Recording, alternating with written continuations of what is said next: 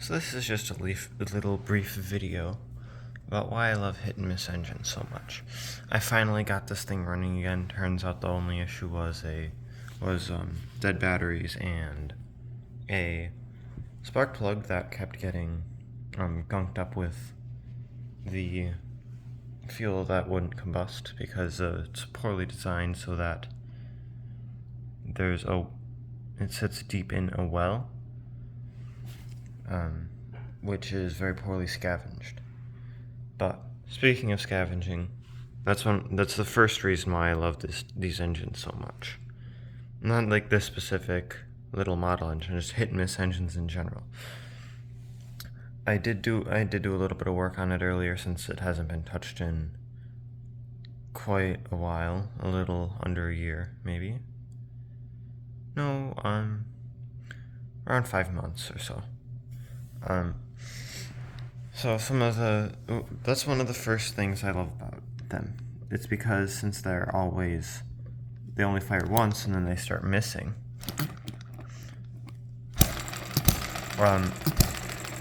All the times that it's not firing, it's getting perfectly clean air in and out of the cylinder repeatedly, which keeps the air that it's combusting very fresh. Which scavenging is still important in 4-cycle engines. Second one, these things use very little gas. I turned the gas off, it was still firing for a while. That's another thing, they're very fuel efficient. And the last is they're very well cooled, especially if they're just idling. They only really need water in their hopper if you're going to be putting more load on it. I have this one set to idle super duper slowly because, it's a model. I don't have much need for, I don't have the need to bring it up to a higher speed, but I will put something here to make it fire a little more like that if I do end up attaching an electric motor to it.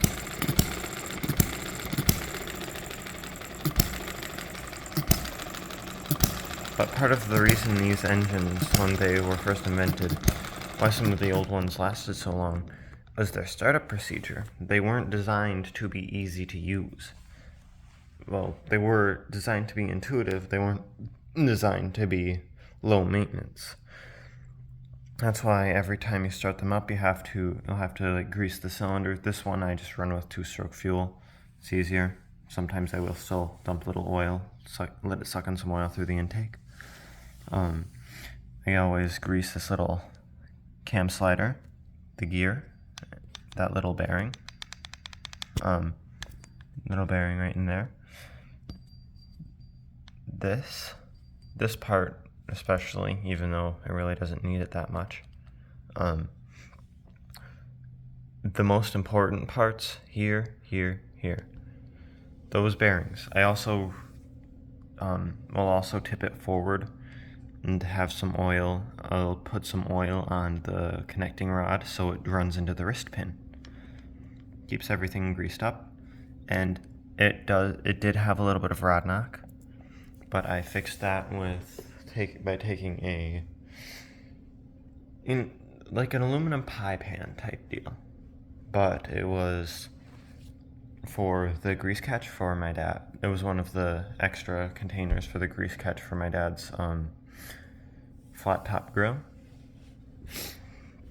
So yeah, once I did that, it's no longer got any knock there. I might do it on the wrist pin too, but still a really good model engine. But another thing, at some point I might do it for this one. I'm gonna make it so that it only sparks when it needs to, because that's a waste of battery if it's firing every time. See how it fires? The spark plug fires every single time. On older engines, it doesn't do that. But constantly having air swooshing in and out of the cylinder, not only as scavenging, but in general, helps keep them really, really well cooled. So that's all you really need if you're running it without any load. But if you're running it with load, it'd probably put water in the hopper. That's why these ones don't have fans.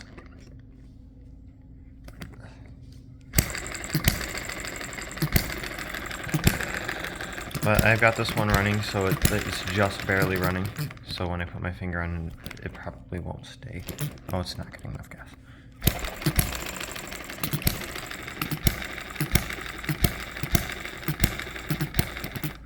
Yeah, it needs a little more speed to get away with that.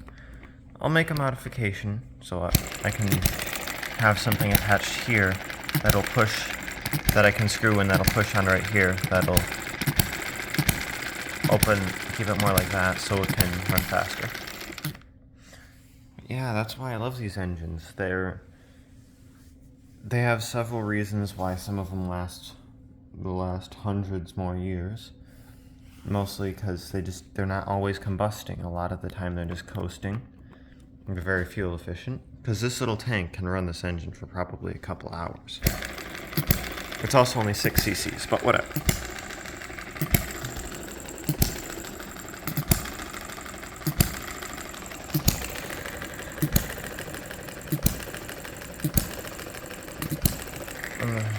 Another thing, off topic, I have a new phone now, so it's 144 hertz, I'm pretty sure, so this video might come out better quality, but it's also an Android, so there's that kind of canceling it out. Yeah, it's really neat engines. I much prefer them because I can run them, indoors. Yeah, see you later.